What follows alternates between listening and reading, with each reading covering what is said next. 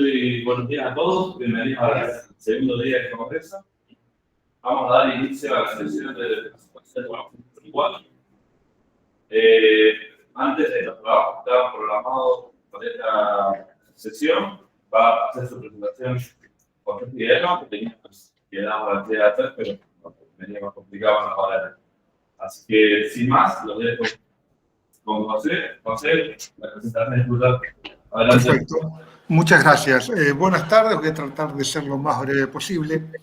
Bueno, el trabajo básicamente es una aplicación de un algoritmo de búsqueda de extremo a una aplicación de una pila, de una celda de combustible. Bueno, la motivación es que, bueno, a ver, más allá del interés que existe por las fuentes de energía no convencionales en este momento, que en general requieren de esquemas de control adecuados. En particular, en el grupo teníamos interés para aplicar esta metodología de búsqueda de extremos. Entonces se presentó una buena oportunidad porque es una aplicación que realmente cumple con las condiciones que tiene que tener para aplicar esta metodología. La ventaja que tiene esta metodología teóricamente es que requiere poca información del proceso, es decir, no requiere un proceso de identificación muy importante, que es lo que básicamente este tipo de esquema trata de mantener la operación de un sistema, de un proceso dado cerca del óptimo, cuando el punto aun cuando este punto no se lo conozca de antemano, es decir, va buscando a través de, en forma adaptiva, cuál es el óptimo. Y como dice ahí abajo, requiere, y como he dicho antes, muy poca información del modelo.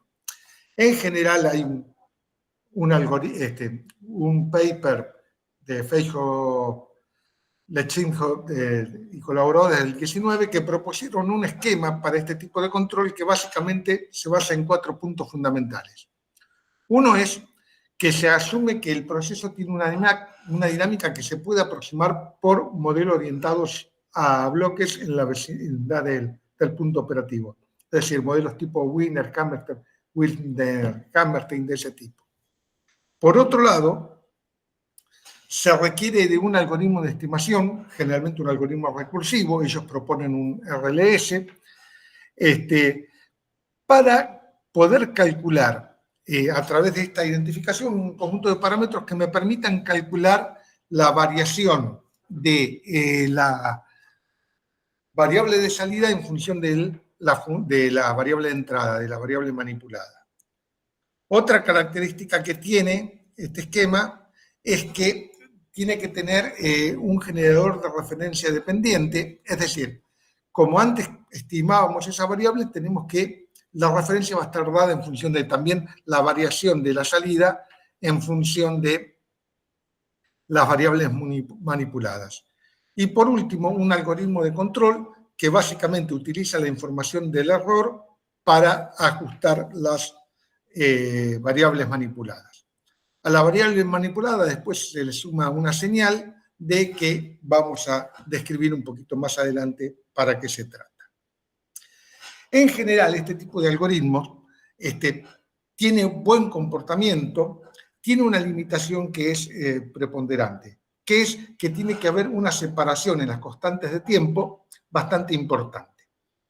Es decir, el proceso tiene que tener una dinámica bastante rápida como para que se pueda hacer en el conjunto del algoritmo ser aproximada por un sistema estacionario. Esa señal de excitación D tiene que tener una dinámica intermedia de forma tal de que la señal externa de permitirme tener una excitación permanente. Y el gradiente, el estimador del gradiente tiene que tener una dinámica más lenta. En general, este tipo de procesos que estamos proponiendo se ajusta bastante bien a eso. Entonces, la contribución nuestra era básicamente, proponemos e identificamos un modelo, proponemos primero un modelo computacionalmente eficiente, que permita hacer los cálculos en forma computacionalmente eficiente. Para utilizar el modelo de seguimiento de identificación de los parámetros del gradiente, proponemos un algoritmo LMS, sobre todo porque podemos asegurar, digamos, en forma muy simple, asegurar la velocidad, digamos, asegurar la velocidad de convergencia. Podemos ajustar la velocidad de convergencia del algoritmo con un simple parámetro. Por el modelo que elegimos y por el tipo de proceso, disponemos de una expresión exacta del gradiente de la potencia por parte del modelo respecto de las variables manipuladas. Es muy fácil de calcular. Y los parámetros identificados los usamos para iterar en el proceso de optimización.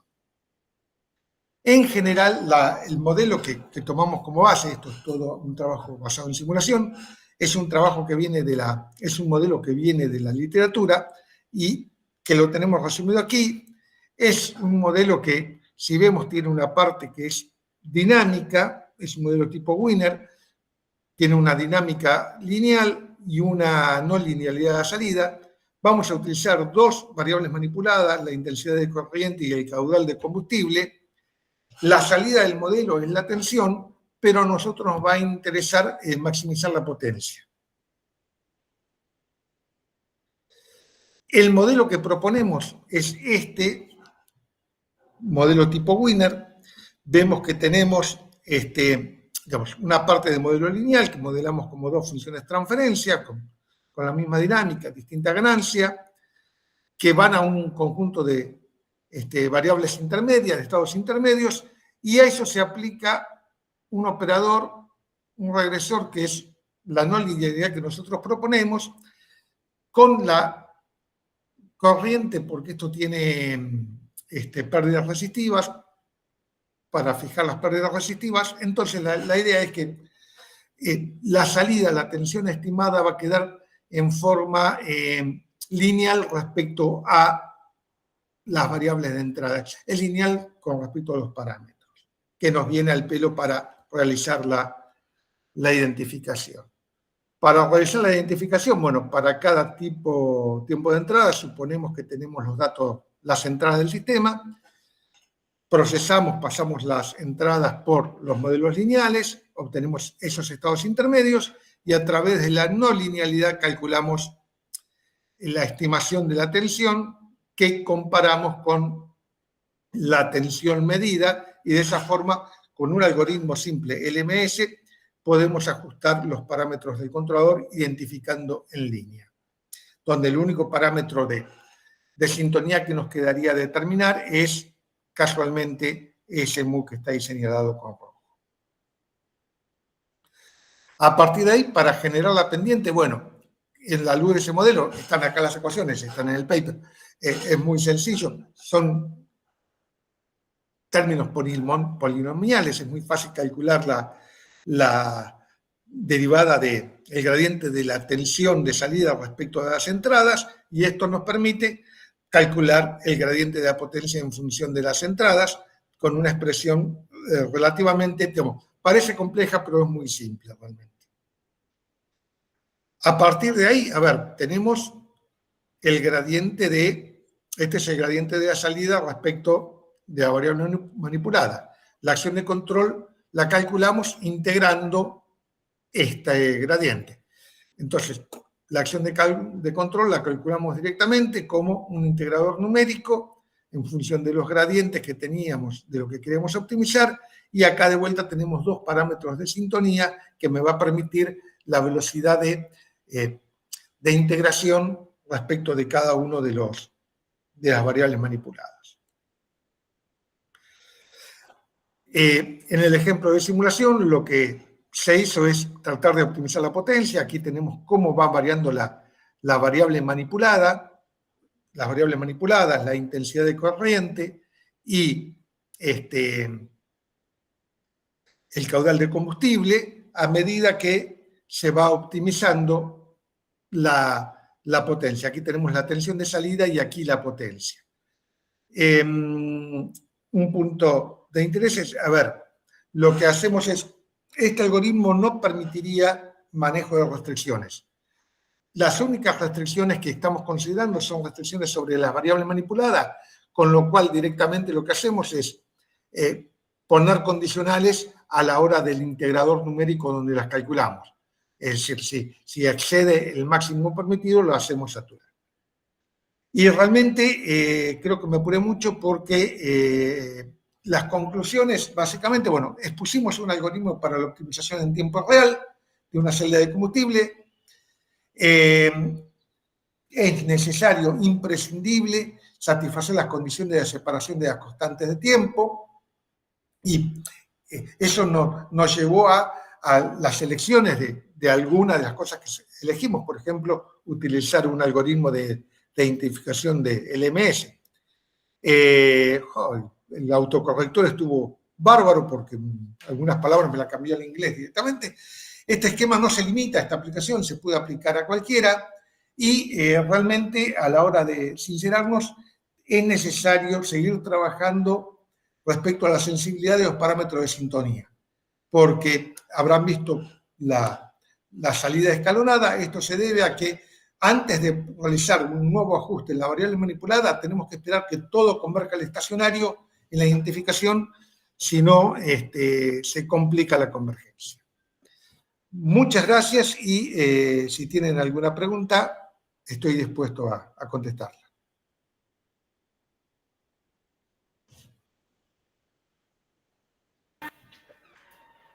Muchas gracias, José. Excelente la presentación y con el tiempo. Una pregunta organizada para José. Bueno, José, yo tengo una pregunta, José. Sí. Este algoritmo, la elección del algoritmo, ¿es fundamentalmente porque no conocen nada del modelo?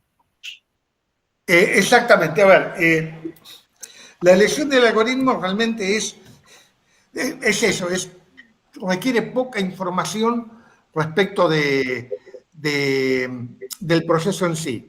A ver, la idea es que si el proceso es lento, podemos suponer que con una no linealidad estacionaria la podemos ajustar bien en el punto de trabajo. Entonces, simplemente nos ajustamos los parámetros de esa no linealidad estacionaria.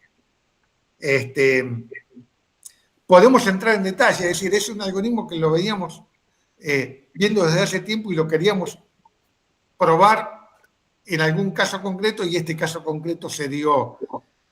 A ver, teníamos un proyecto de martillo que queríamos probar y este era un buen clavo.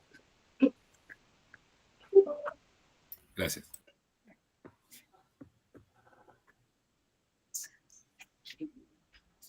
Muchísimas gracias, José.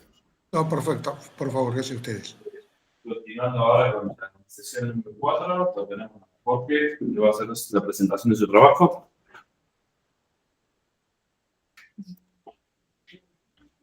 Buenos días a todos. Mi nombre es Jorge Queras, soy ingeniero en electrónica y tengo un máster en controles de la Universidad de Córdoba. El propósito del trabajo es evaluar computadores para una planta de procesamiento de mensajería cerveza.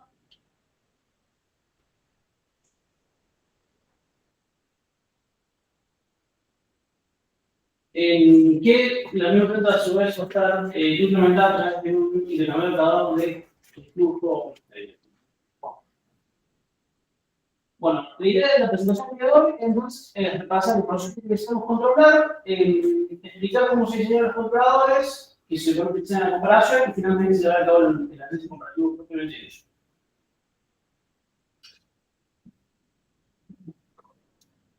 Perdón, ¿puede que haya dejado de...? No, te tengo... Ahí está.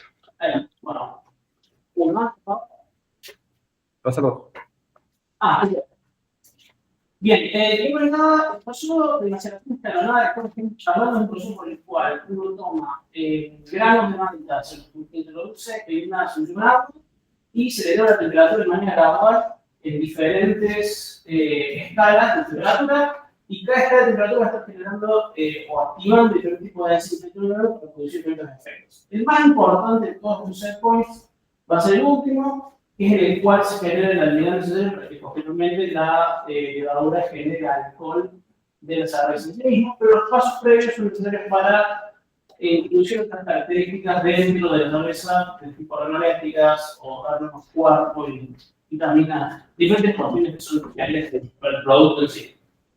Así son 4 sectores que tenemos que tener en cuenta y cada uno va a tener una cantidad de tiempo de exposición ahora en el futuro de sujeto a esa cantidad de temperatura, pueden tener cantidad de tiempo para efectivamente lograr la conversión dentro de la base de agua con alta. La planta, brevemente, son 2 tanques de 150 litros. Uno de ellos tiene agua caliente, que está siendo calentada en un calentador, en este caso es de 20 calorías. Del otro lado vamos a tener la mecha, como he dicho, de agua con alta, 2 bombas, cada una de ellas conectadas, recirculando el flujo de cada uno de los tanques así mismos, pero en el medio, dichos fluidos pasan a través del interruptor de calor, por lo tanto, el agua caliente que proviene del tanque HLT va a estar calentando el agua proveniente del tanque WT, que es el tanque donde tenemos mezcla. Hay el diseño final de la planta y una línea que nos permitiría variar el caudal del flujo para casualmente controlar la temperatura de este tanque. Bueno, todo el sistema está instrumentado con 2 puntos de temperatura que tenéis, que van a ir conectados a uno de los tanques. Estas veis básicamente la salida, simplemente la salida que vemos es la temperatura de este tanque. Y además, el controlador puede controlar las bombas para prenderlas y apagarlas al unísono. También tiene en cierta forma un control on-off. Más de una bomba encima no es el mejor para eso, pero lo permitiría hacer las pruebas. Otra consideración importante dentro de este trabajo es no estamos utilizando acá agua con alta por una simple cuestión de que es difícil empieza eso, que un montón de agua para por 250 litros, así lo que estamos haciendo es usar agua también acá, pero si es un análisis para entender si el uso de agua en lugar de agua con alta cambia de alguna forma las características de este fluido y cómo el intercambio de calor y sucediendo. En términos de densidad, calor específico y finalmente temperatura y evolución de los dos fluidos, no hay una diferencia muy grande, porque podemos decir que el trabajo es equivalente y lo puede sacar. Más adelante vamos a ver también que estos cambios no deberían impactar en el diseño de los controladores tanto como uno pensaría debido a los controladores ligeros, especialmente cuestiones de robustez. Bueno, se lleva a cabo una identificación inicial de la planta, para lo cual lo primero que se hace es establecer se abre la válvula de gas, se permite que el primer tanque alcance temperatura límite, y una vez que alcanzó temperatura límite, aproximadamente media hora más tarde,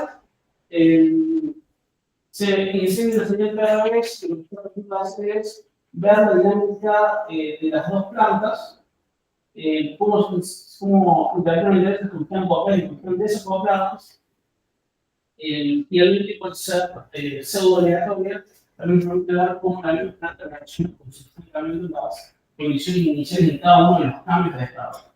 Así que la planta está conmutada y depende del accionamiento de esta señal de entrada. Uno de los procesos por los cuales es una línea. Ahora, lo importante a tener en cuenta de este proceso es, una vez que se está en temperatura límite y se enciende las dos bombas para que se inicie el intercambio de calor, va a haber una caída abrupta del primer tanque porque está entregando mucha energía al segundo, el segundo va a subir rápidamente, va a llegar a un punto en el cual se van a equilibrar entre ellos, incluyendo las pérdidas que es la distancia que hay entre las dos curvas, y en ese punto la energía que se le aporta al tanque HDLT va a servir para dos propósitos. Uno, incrementar su propia temperatura, y dos, mantener el equilibrio con el segundo tanque pasándole cierta cantidad de energía. Lo que pasa es que obviamente va a ser menor a la cantidad de energía inicial que le depositó. Esto va a hacer que esto crezca si nosotros lo dejamos correr sin el resto de veces, vamos a ver que eventualmente se va a estar estabilizando. Particularmente alrededor de los 76-78 grados y unos 20 grados más arriba. Bueno, los modelos seleccionados para ambos tanques son muy sencillos, son lineales y poseen matrices estándares. Lo mismo pasa para el otro tanque. Lo interesante de estos modelos es que sus entradas tienen una relación particular en la cual una de ellas solamente va a ser válida y va a poseer como valor la salida del otro tanque, del tanque opuesto, siempre y cuando las bombas estén encendidas. ¿Entiendes? Entonces, si las bombas están apagadas, Estas entradas son simplemente 0, los sistemas cantidad, la entrada de las bombas es U2, U3 y U4 pasan a ser la salida del tanque opuesto. Esto lo que está mostrando es una retroalimentación de los dos que trata de incluir en el modelo el hecho que están cambiando energía entre ellos y que de hecho la energía podría fluir inclusive el WT al HTT, porque los dos están conectados a la intercambiador. El intercambiador realmente no hace distinción entre uno y la otra, simplemente permite el traspaso de energía de una a otra. Entonces, repasando, estos son los dos modelos, son lineales. Acá está el conjunto de señales de entrada. El primero va a tener gas, la bomba y finalmente una tercera entrada que es la realimentar, que va a ser 0 en caso de bomba altas. Y en el caso de este tanque va a tener dos entradas solamente, la bomba y la temperatura, digamos, la energía que viene desde el tanque opuesto, siempre y cuando la bomba esté efectivamente prendida. Dado que las identificaciones de estas plantas se hacen removiendo valores constantes dentro de las curvas, posteriormente se tiene que agregar la temperatura ambiente como el piso a partir de las cuales ambas plantas deben estar funcionando. Tres controladores para hacer este control. El primero es un on-off con histérisis, nada demasiado extraño acá. Lo importante de entender es siempre se mantiene la idea de que primero se prende la válvula de gas al 100%, esto se espera aproximadamente 33 minutos, 1980 segundos, 33 minutos, y recién ahí se prende el controlador que va a estar operando específicamente sobre las bombas y va a estar tratando de controlar la temperatura en el tanque WT. Esto sería el resultado del primer tanque. Acá están los 4 set points requeridos. Y lo que van a ver es la señal de referencia. Alrededor, en rojo, punteada, están los límites superiores e inferiores que deben tener de acuerdo al rango en el cual esas enzimas se tienen que estar activando. Y finalmente, la respuesta propiamente dicha del sistema en temperatura, que son estos dientes de sierra, que están por fuera de los límites de lo deseados. Pero bueno, el sistema al menos lleva la señal a donde debe estar. Y esto obviamente es la respuesta del lado del tanque de HDT. Y esta es la salida del controlador. Y básicamente los pulsos básicamente cambian el pulso de vibración.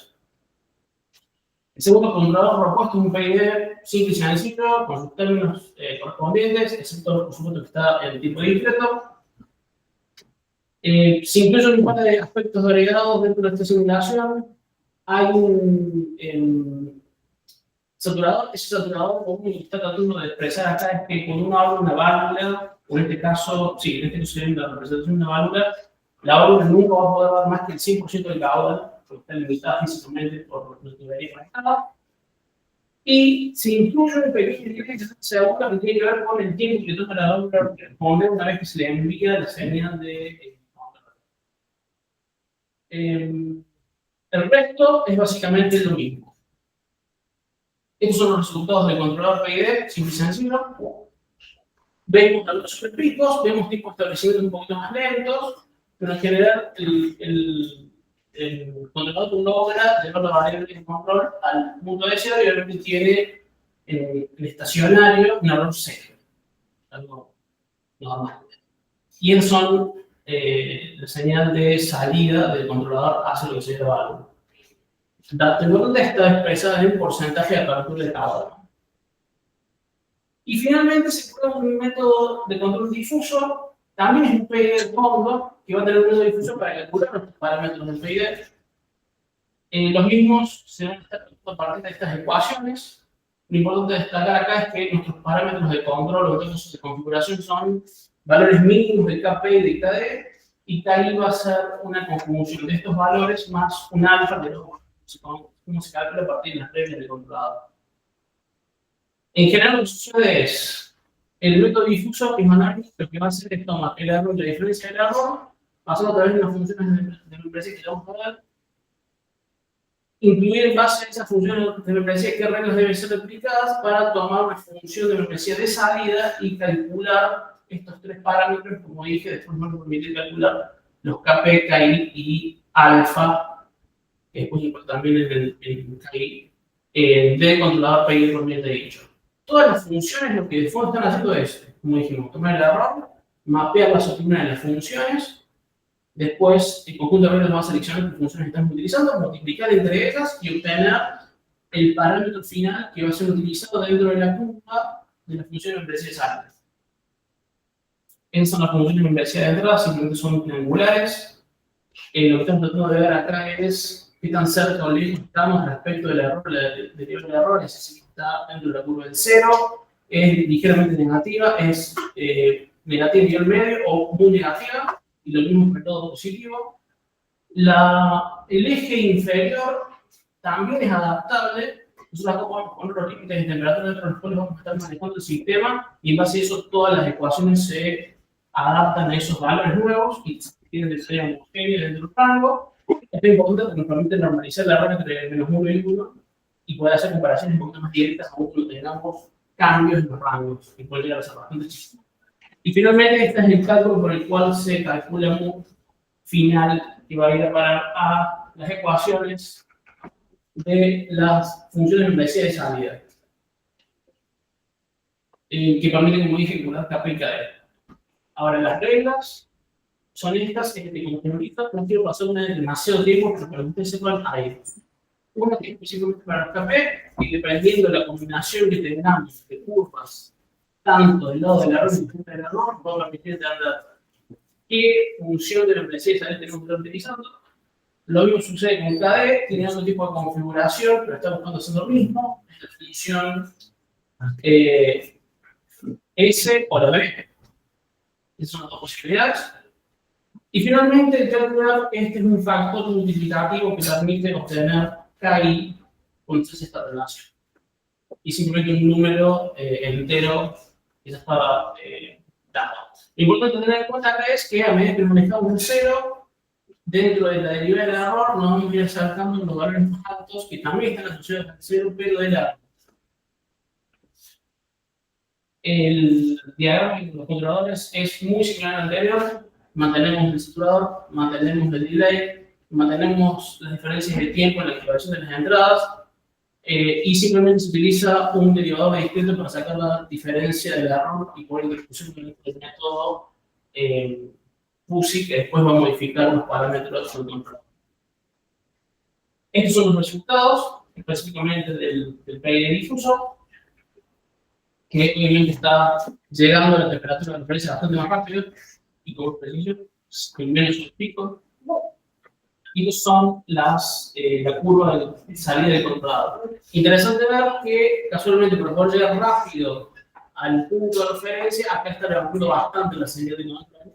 Al punto que acá, y acá también se nota, creo que no está en el gráfico, pero en estos dos puntos hay un pequeño efecto de saturación. Eso se debe a que la planta en realidad tiene que estar dimensionada con un calentar más alto para que casualmente tengamos mayor rango de expulsión al momento de poder hacer transferencia de energía. Pero dentro de todo, el controlador actúa bastante bien. Análisis comparativo. Brevemente, para entender cómo se comportaron cada uno de ellos en los mismos escenarios. Si yo acá estoy mostrando una curva que es básicamente un set point en particular, esto se repitió en cada uno de los set points y también con la curva total para verificar entre ellos. Lo que encontramos es que la nota de entrada no cumple con los límites de tolerancia deseados, que son entre menos 2 y más 3 grados, por ejemplo, para el primer escalón, más o menos 2 grados centígrados para el segundo, menos 3, más 2 para el tercero y menos 1 para el último, que es el más importante, como dijimos. Mientras tanto, el PID cumple con el estacionario, llamándolo el error 0, pero tiene picos y tiempo de delay, es un tiempo de actuación versus el cambio de escenario de error. Y tiempo para entrar dentro del rango de tolerancia más grande que el difuso. El difuso se adapta bastante más rápido en todos los sentidos. Datos a tener en cuenta, simplemente la comparación de los dos, del PID y del difuso. El rojo, o lo que estoy marcando con flechas rojas, es el controlador PID. El verde es el difuso. ¿Ven la diferencia? Es bastante pronunciada. También la salida de del controlador propiamente dicho sobre la acción de planta. Importante ver, como bien dije, estos puntos de saturación. y pueden hacer que inclusive esta respuesta sea aún más rápida, siendo que ya de por sí cuando lo vemos, el salto es bastante corto. Lo último para mencionar es, buenísimo, se podría haber hecho con un controlador mejor o más sencillo o más moderno, ¿por qué utilizamos un PID o un PID de impulso? Bueno, principalmente porque la planta en sí posee muchos parámetros que probablemente van a ser cambiados y manipulados en la práctica. ¿A qué voy con esto? La planta puede ser que funcione perfectamente bien, en un momento determinado se rompe algo, una punta de temperatura, una bomba, lo que fuese, uno va, compra una cambio de ventana y empieza un proceso nuevo, probablemente lo tiene comprado. Eso va a cambiar la dinámica de la planta, va a meter incertidumbres dentro del modelo. Controladores más elegantes, muchas veces, no terminan de resolver un problema de la misma manera que se han esos cambios. Las perturbaciones son realmente un problema porque es difícil que la curva de cualquiera de estas salvas tenga un pico positivo o negativo, no solamente en esas técnicas, sino en la naturaleza propia de la planta, pero sí puede ser que varíe considerablemente, ya sea por cuestiones de que la receta va cambiando, como dije, cambios en la planta de elementos que se modifican, se rompen o empiezan a funcionar ligeramente diferente porque no están correctamente limpios y demás, que la planta en sí misma cambie sus parámetros e intrínsecamente meta incertidumbres. Para evaluar cómo impacta la incertidumbre en el comportamiento de los controladores, se prueban dos modelos. Uno es incertidumbre aditativa y el otro es multiplicativa. La multiplicativa es la que causa mayor cantidad de deformación en la planta, así que fue el peor caso, fue seleccionado. Y lo que hicimos fue variar estos parámetros que cambian los parámetros de las dos plantas en valores ascendentes desde el 10% del parámetro al 100% del parámetro y ver qué pasa con el controlador. Bueno, estas son las salidas de los controladores, pueden ver que los dos, tanto el PID como el PID, incluso están adaptando, son el conjunto de curvas a cada uno de los incrementos y van haciendo saltos cada vez mayores. Y acá vemos la salida de temperatura, las curvas, el verde va a ser el difuso y el azul va a ser el PID, como los dos logran adaptarse a un comportamiento considerablemente el parámetro de la planta y llegan a término en dos casos, y el PID difuso se mantiene como el mejor indicador en los dos casos. Eso es todo. Muchas gracias.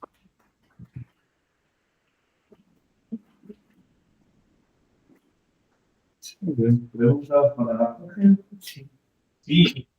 Ayer estuviste presentando su trabajo. Sí. ¿Cómo se relacionan los dos? Sí, una vez que dije, eso creo.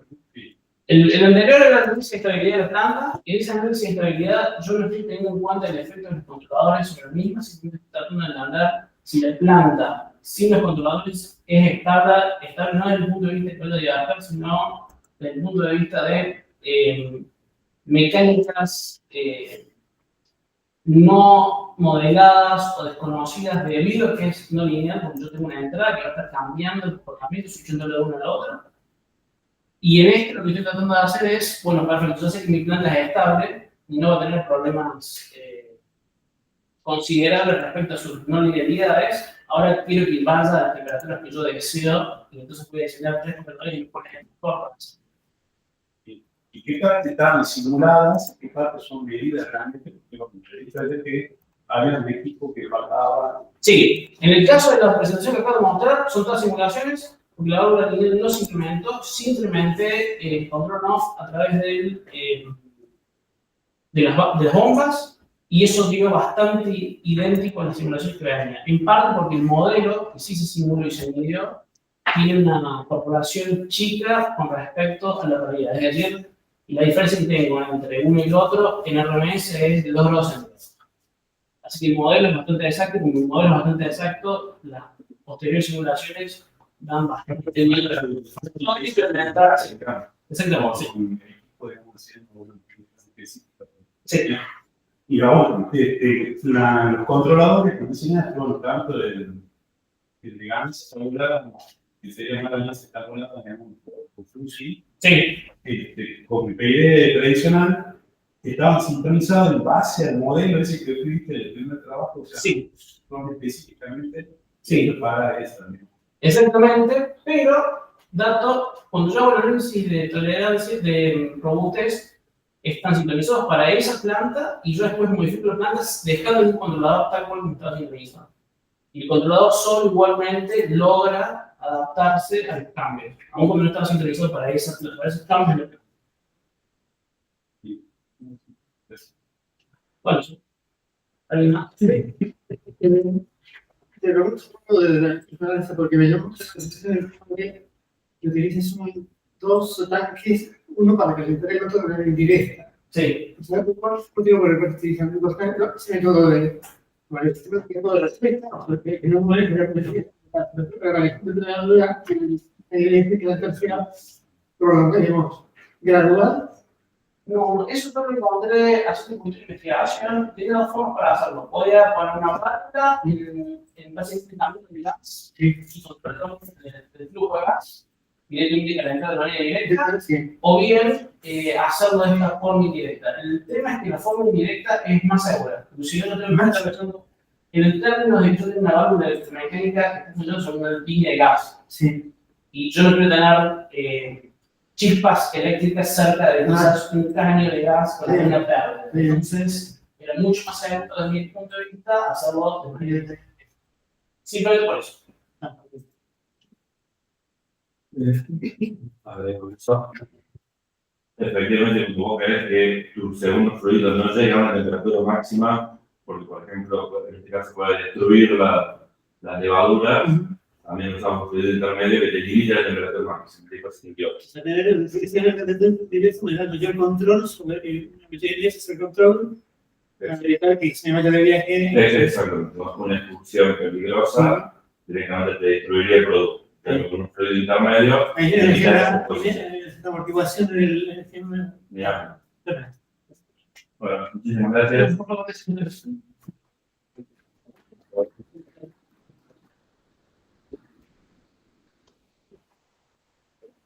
Bueno, continuamos con la sesión número 4. Ahora el ingeniero Adrián Abuelo nos va a hacer la presentación de su trabajo.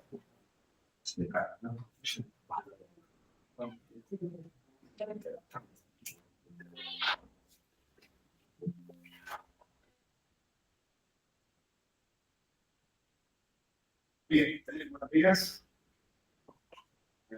Soy Adrián Abuelo, docente de la Directoria Industrial acá en la Facultad de Ingeniería, y la idea de este proyecto fue diseñar desde cero un convertidor DA conocido por el bibliografía, pero la idea es que sea modular para que los alumnos de la carrera de Directoria Industrial puedan realizar prácticas en el transcurso del semestre.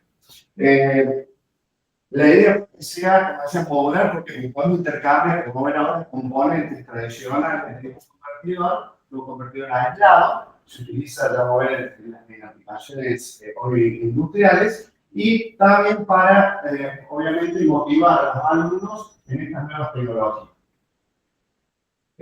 Se empezó a hacer, es decir, desde el diseño, búsqueda bibliográfica, cálculo de componentes, hasta la realización de los trabajos de laboratorio. Bien. Los objetivos que tenemos como cátedra siempre es seleccionar tanto componentes electrónicos desde manuales, aplicaciones de los mismos, formas y otras características y aplicaciones industriales. Es para que vean ustedes cuál fue el objetivo final de este convertidor. En nuestra cátedra también tenemos placas electrónicas. Cuidado que la pantalla está. Y... por eso toqué la pantalla. Sí, perdón. toqué la pantalla. Entonces, nuestro convertidor está en esta zona. Es decir, también tenemos control de motores, de continuo, de aplicación. Entonces, estamos agregando desarrollos y prácticas de laboratorio para la capacitación de nuestros estudiantes.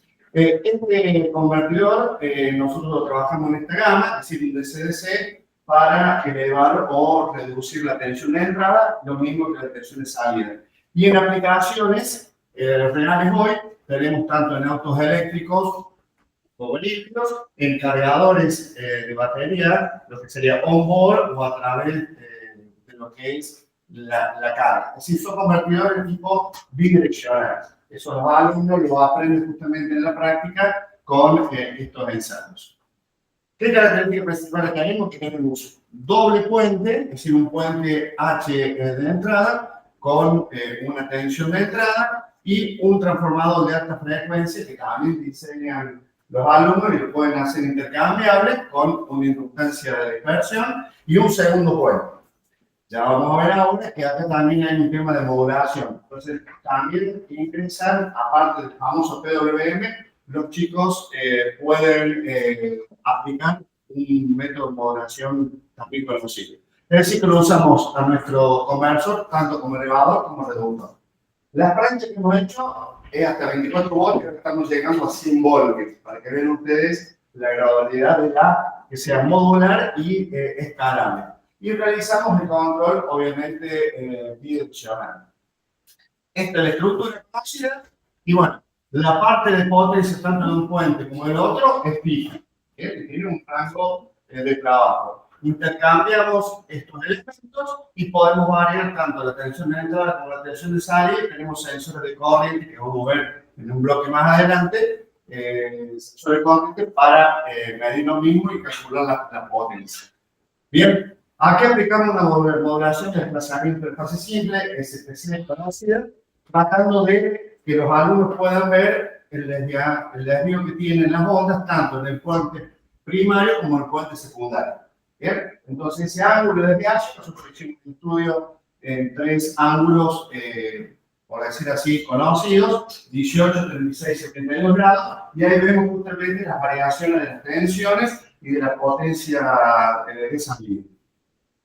Bien, también ven, los alumnos pudieron ver la corriente y tensión en el inductor. Bien, ya van a ver ustedes, todo también fue modelado con un programa de SPICE y calculamos los diferentes tiempos en esta tabla para la modulación de cada uno de los puentes. Entonces, los 3 ángulos de pasaje entre puente primario y secundario fueron los que yo decía recién, y esto se hizo en un programa en Python para poder ver justamente en el desfasaje que tenemos y en el control bidireccional, tanto en un sentido como en otro, la potencia que entrega. Esta potencia la ponemos en función de una ganancia efectiva, es decir, para normalizar. Potencia normalizada que tenemos acá, y cada una de estas gráficas pertenecen a diferentes ganancias efectivas. Hemos variado desde 0,2 hasta 1,8 y podemos ver justamente las zonas óptimas de trabajo. Y acá tenemos el desfasaje en un sentido y el desfasaje en el otro.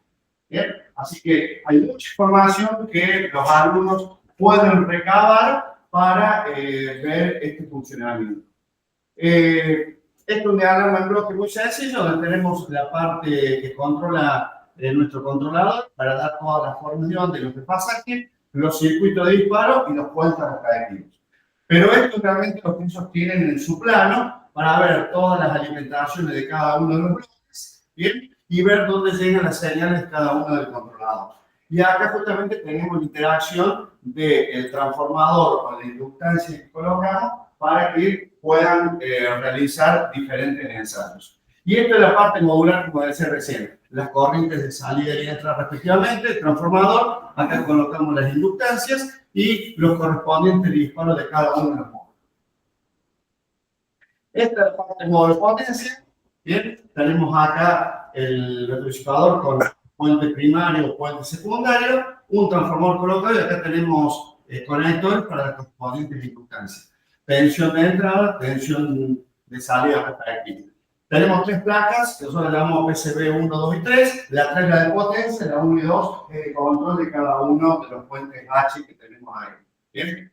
Esta es la parte autoacoplada con el micro. Bien. La parte de disparo, tanto la parte alta como la parte baja de cada uno de los MOSFET. Obviamente ellos en clase ven que nosotros ya conocemos el disparo del MOSFET superior por frustrado. Entonces ellos acá justamente ya van en la forma de onda, lo pueden medir respectivamente. Entonces acá tenemos la placa PCB1 del control y la melliza, la PCB2 del otro lado. Esto fue en el laboratorio, está en un rack de una CPU colocado interno para poder poner las puntas de osciloscopio conectar la computadora y alimentar todo el sistema. Bien, se probaron con resistencias de 40-80 ohm, bien, y instrumental de laboratorio. Entonces, en las mediciones que hicimos, tenemos las partes de las tensiones de gate, una de cada fuente, hemos puesto acá para representar, y lo que hemos visto en la simulación. También en cada uno de los surtidores de cada puente, en la corrección de simulación. Así que los chicos pueden ver justamente la correspondencia en mediciones y en simulación. Bien, así que la herramienta la usamos.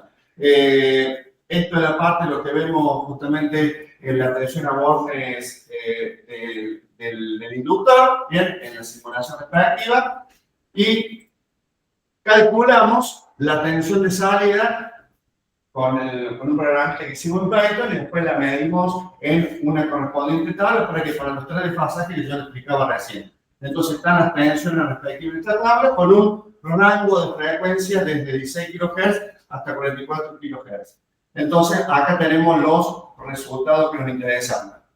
Como ven, acá tenemos una línea libre que es la tensión que alimentamos el sistema, 24 voltios. Entonces vemos en el modo elevado cómo se incrementa a medida del desfasaje la tensión correspondiente salida con una determinada carga. ¿Bien? Esta es la inductancia que hemos fijado en el ensayo y cómo baja justamente esa tensión, obviamente con la respectiva resistencia. Manteniendo, o sea, parametrizando la frecuencia, acá tenemos la frecuencia, el desfasaje y la correspondiente carga.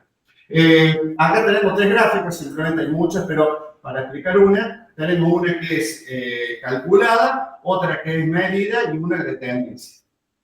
Como para que pudieran los alumnos ver el comportamiento.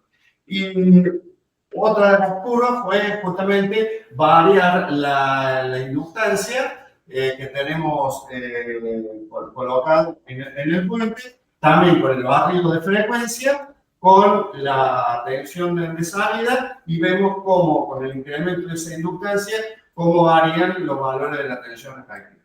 Así que acá hay mucha información, seguimos, porque este es un conversor que puede tener niveles de entrada y de salida importantes. La idea es llevarlo a potencias arriba de los 3 kilovatios y bueno, estamos justamente con ese objetivo. Bibliografía y todo lo que ha sido de estudio, que es importante también en estas carreras de electrónica. O sea, no solamente programas de diseño, sino también programas de simulación. Esto ha sido hecho con un grupo de alumnos del último año de la carrera y que bueno, colaboran nuevamente con las carreras. Bueno, agradecemos siempre el apoyo de la facultad en el desarrollo de estos temas. Y bueno, seguimos capacitando a nuestros estudiantes con estas nuevas tecnologías en la aplicación y también en los conceptos nuevos que tenemos que tener en el mercado. Bueno, muchas gracias. Tratamos de ser lo más. Excelente.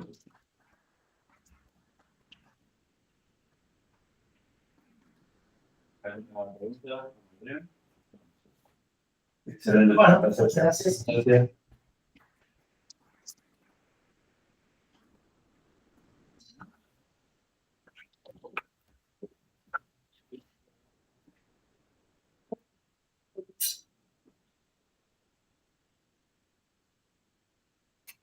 Bien, Rodrigo. Sí, acá estoy, comparto. Compartí, por favor. Comparto.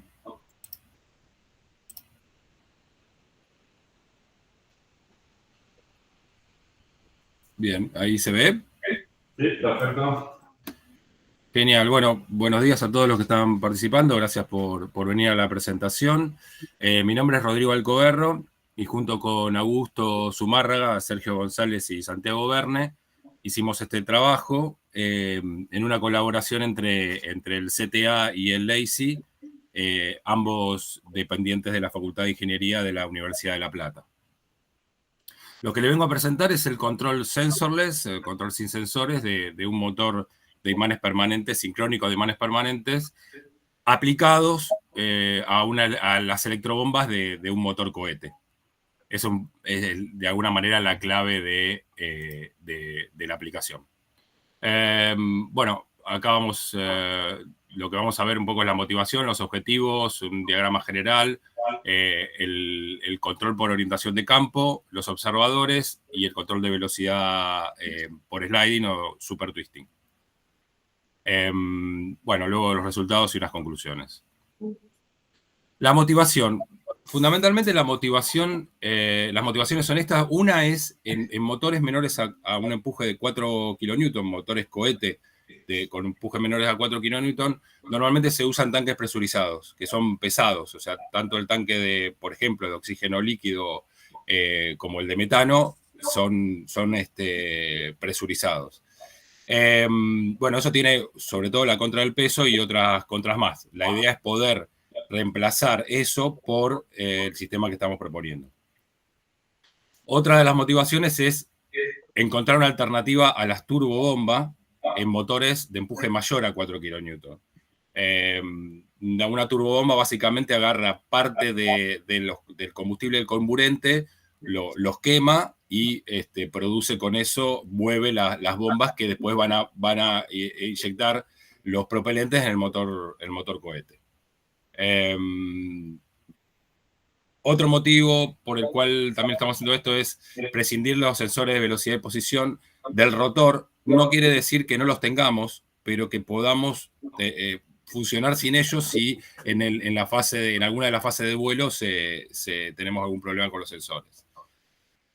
Muy importante contar con un control de ancho de banda suficiente, o sea, muy bueno, para realizar aterrizaje controlado. Ustedes habrán visto por ahí en los videos, en los lanzamientos de SpaceX, que hacen aterrizar de modo controlado el cohete. Bueno, eso exige una precisión y un ancho de banda de control muy importante para poder actuar de manera muy precisa en el empuje del motor del cohete. Y el último es que el control sea muy resistente a las no linealidades del sistema. Bueno, los objetivos: presentar el controlador por orientación por campo para imanes superficiales de alta velocidad. Perdón, Gabriel, se mete un poco de ruido de la sala. ¿Se podría mutear? Sí. Gracias. Presentar un control de modos deslizantes para la corriente y la velocidad, el lazo interno de corriente y el exterior de velocidad. Demostrar el uso combinado de ambas técnicas. Desarrollar también un entorno de simulación que después lo queremos extender. De hecho, lo estamos extendiendo para todo el resto del lazo, control de caudal, por ejemplo, y probar la viabilidad aplicando a una electrobomba. Bueno, estos son los dos diagramas de alto nivel. El diagrama de arriba muestra el sistema completo, en donde tenemos en el lado derecho el motor. El motor es el motor cohete. Luego las dos electrobombas, tanto del oxígeno líquido como del metano líquido. Los dos tanques. El control, en este caso del motor sincrónico de imanes permanente, que es lo que vamos a hacer foco. Luego viene un control de caudal, o sea, yendo hacia la entrada, viene un control de caudal tanto del oxígeno como del metano. Y bueno, la referencia de empuje y la distribución de mezcla. Entonces, en el diagrama de abajo tenemos lo que sería el controlador del cual vamos a estar hablando, donde tenemos a la derecha el motor de imanes permanentes. La fase que dice map o de mapeo es todo lo que son las transformadas de Park y Clark y sus transformadas inversas como parte del control por campo o por orientado al campo. El observador no lineal acá abajo, que es, bueno, ahora vamos a estar hablando. Lo que dice control son los super twisting, los controladores por sliding, en este caso de la variante de super twisting. Y además están mencionados acá unos limitadores, porque estos limitadores son muy importantes, que limitan de alguna manera la variación de las magnitudes de las variables, porque eso es muy importante para que el control por sliding, el control super twisting, no se vaya de la zona de sliding, justamente. Bien. Pasamos a la siguiente.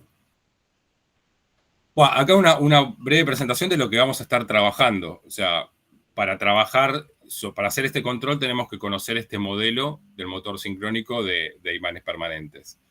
En este gráfico que está acá arriba tenemos tres sistemas de coordenadas viviendo en el mismo gráfico. Tenemos lo que dice IA, IB y C, es el sistema de coordenadas trifásico, el que se le va a aplicar finalmente al motor. Después, superpuesto, tenemos los ejes alfa y beta, que son el sistema de coordenadas estatórico, por referencia de estator. Este es el sistema de coordenadas que va a estar girando con la senoidal a medida que el rotor gira. ¿Tá? Este es el sistema de coordenadas de referencia, del alfa y beta, y es donde de alguna manera vive el observador. O sea, el observador va a trabajar en este eje de coordenadas. Y después tenemos el eje de coordenadas D y Q, que es un eje de coordenadas, un sistema de referencia rotórico, que gira con el rotor. O sea, si uno mirara desde el rotor, esto está fijo con el rotor, pero si lo mira del eje estator, está girando. Entre el eje de coordenadas alfa y beta y el DQ tenemos un ángulo, un θr, que es un ángulo de corrimiento entre justamente esos ejes.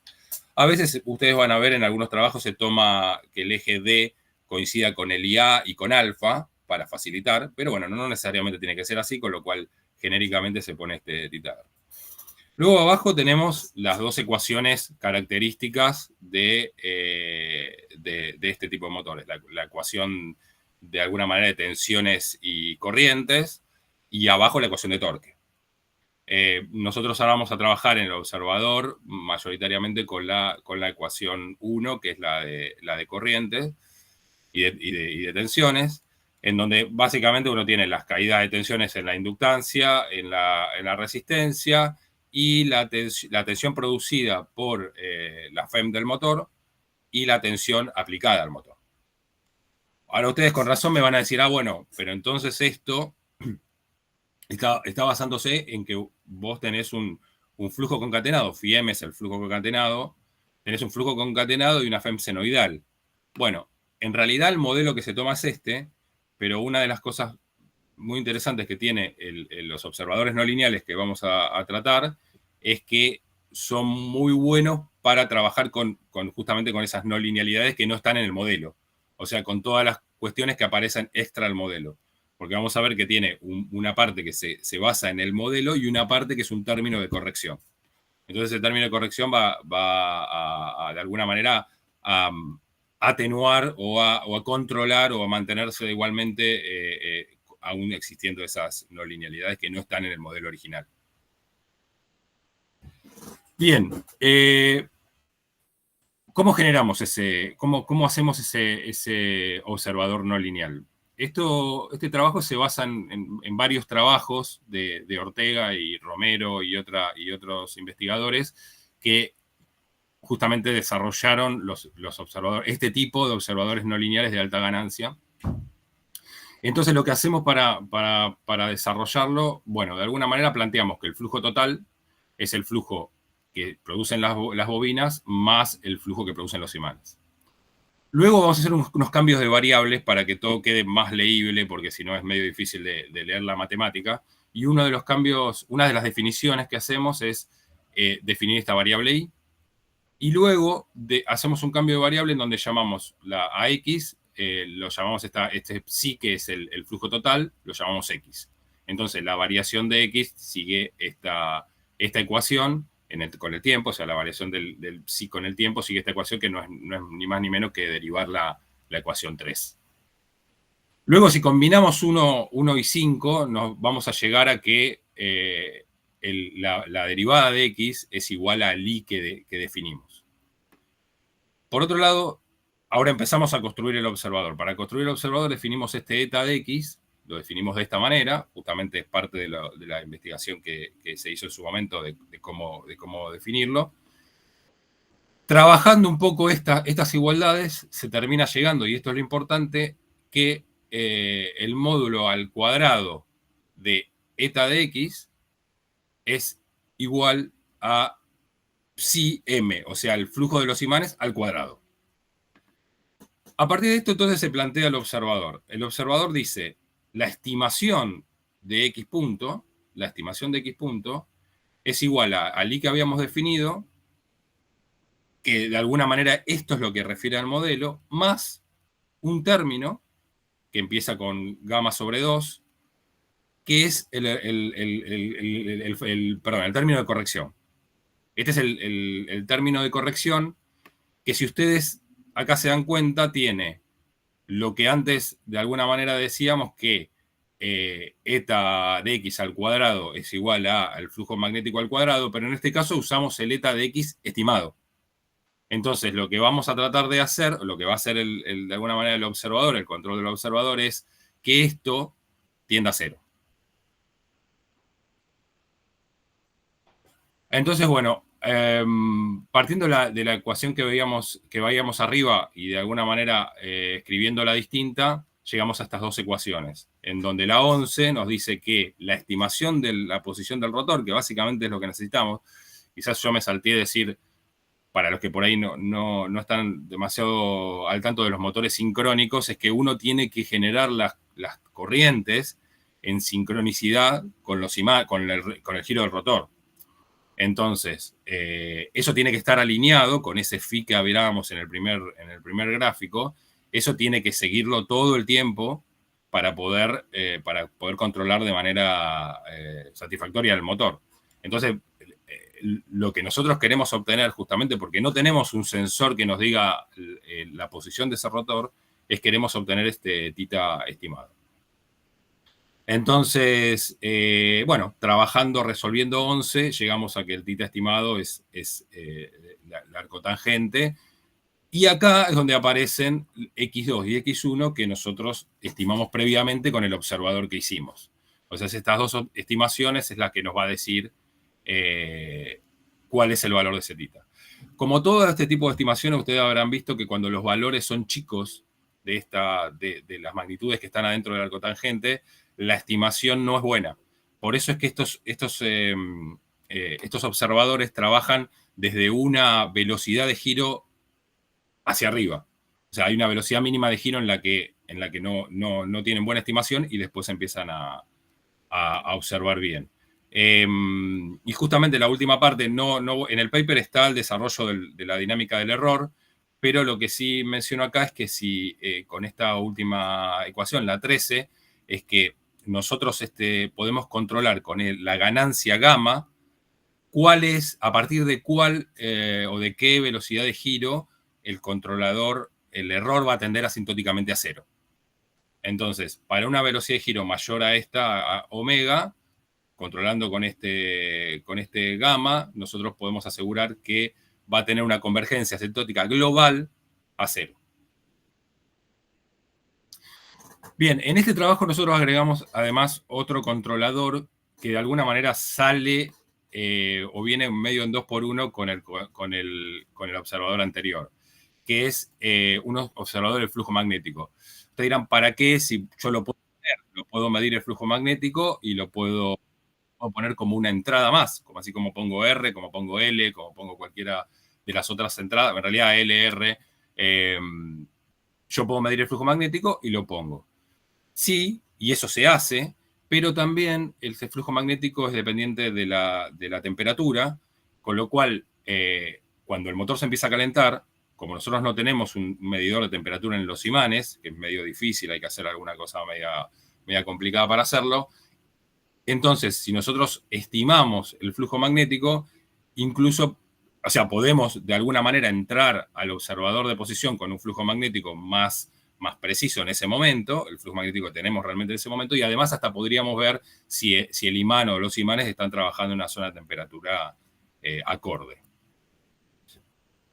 Y por último, también implementamos un tracking observer. Este tracking observer, básicamente, acá está escrito como realimentación de estado, está escrito como un sistema dinámico, pero en realidad no es otra cosa que un controlador PI con un integrador a su salida y realimentando la integración de la salida del controlador PI. Entonces, teniendo la entrada, el ángulo, en algún momento yo tengo omega a la salida de mi PI, integro esa omega y la realimento de vuelta hacia la entrada.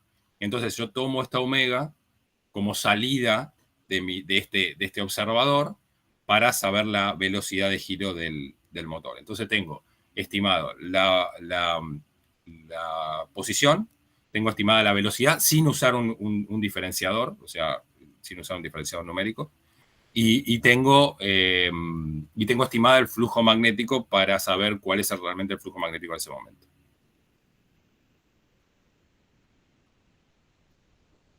Bien, ahora vamos a los controles de velocidad y de corriente, el lazo interno de corriente y el lazo de velocidad super twisting.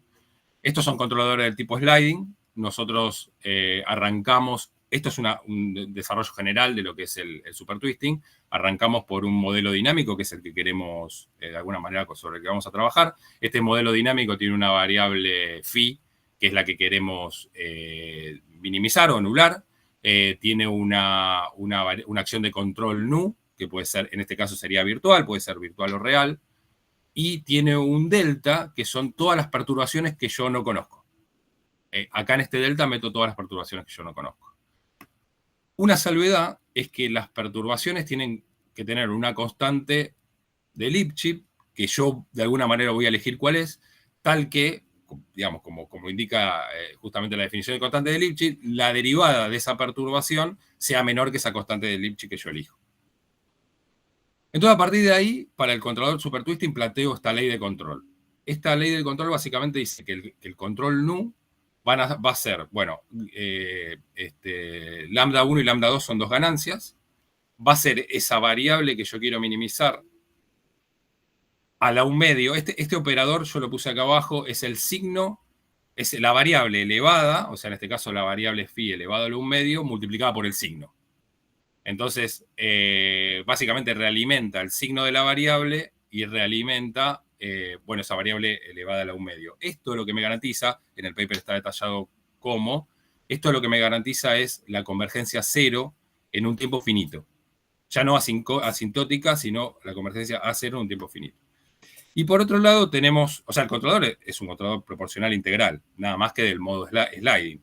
El segundo término es un controlador integral, que lo que dice es, bueno, es phi elevada a la 0, o sea que básicamente es el signo de phi solamente. O sea que acá realimenta el signo, la integral de eso.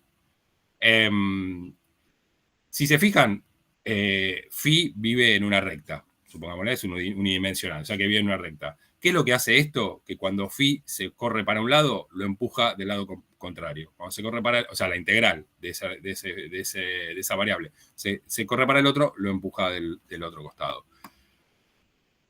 Para que este controlador funcione y se mantenga en la zona de sliding, hay dos condiciones que están acá abajo con lambda 1 y lambda 2.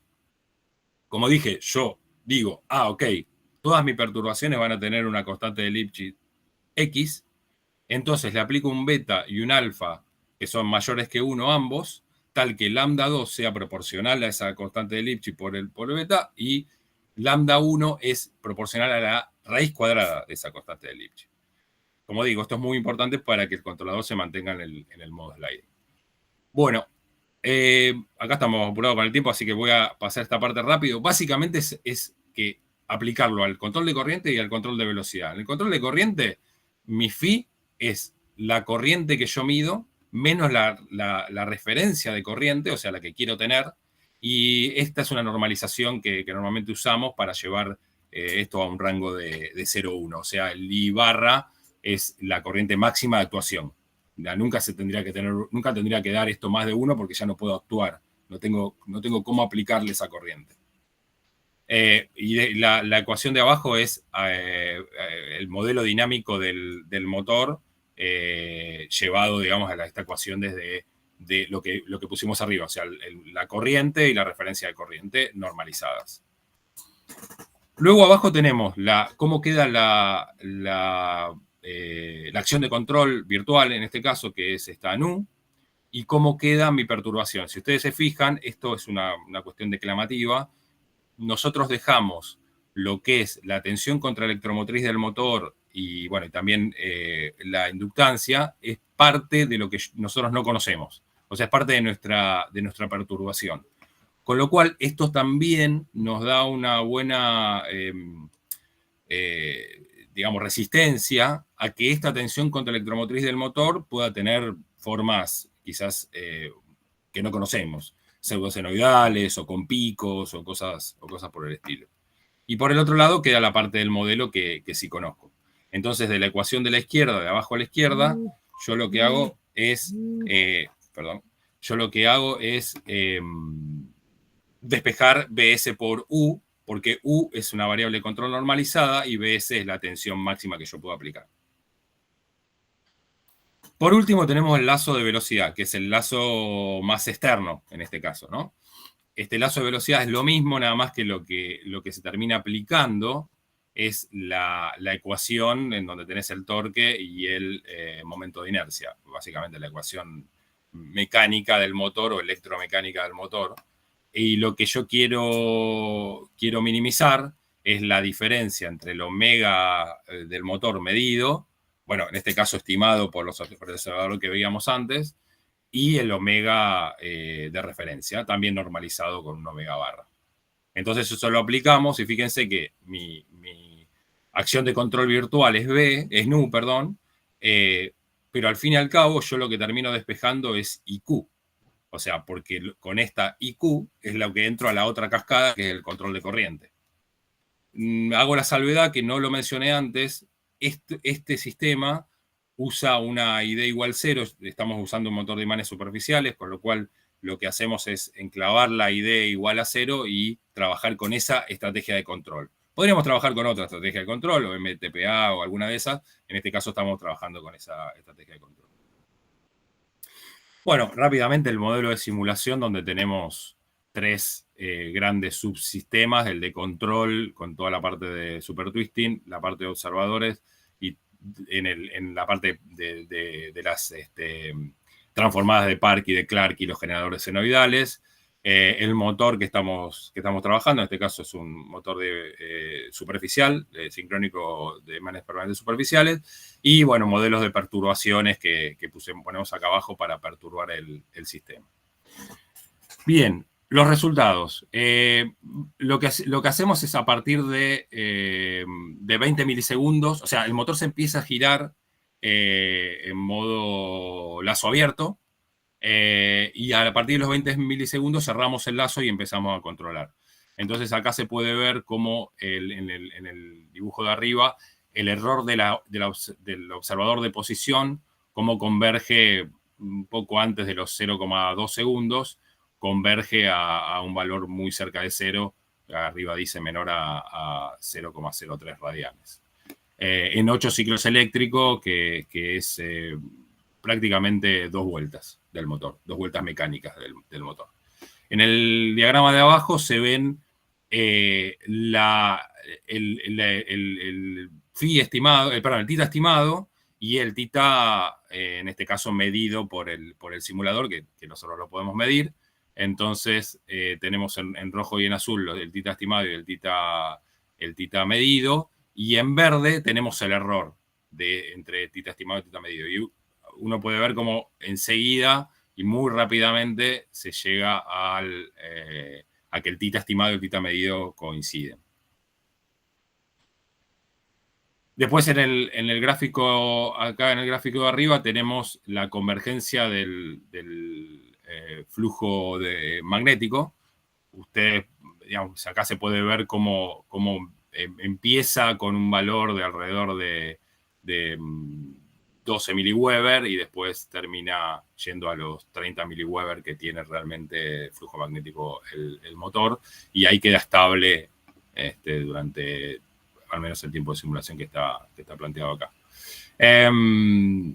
Y por último, el tracking de velocidad, que se puede ver cómo esto traquea con mucha precisión la velocidad. Esto en cuanto al desempeño de la parte de observador. Y acá, por último, tenemos la parte del desempeño del control super twisting. Arriba tenemos el control del lazo de velocidad, ya funcionando con un omega nominal de 20.000 RPM, que acá está normalizado a 1. O sea, lo que ven en el eje izquierdo que dice 1 es porque está normalizado sobre los 20.000 RPM, en donde se arranca haciendo una rampa de arranque hasta 20.000 RPM y después se intenta mantener esa velocidad. Bueno, del lado derecho, el eje es 10 a la menos 5. O sea, en gris uno puede ver el error, y el error es alrededor de 1 por 10 a la menos 5. O sea que es realmente bastante bajo el error de velocidad. Tanto la referencia como la velocidad real están las dos sobre la misma rampa, por eso como que se ve una sola, pero porque están las dos sobre la misma rampa.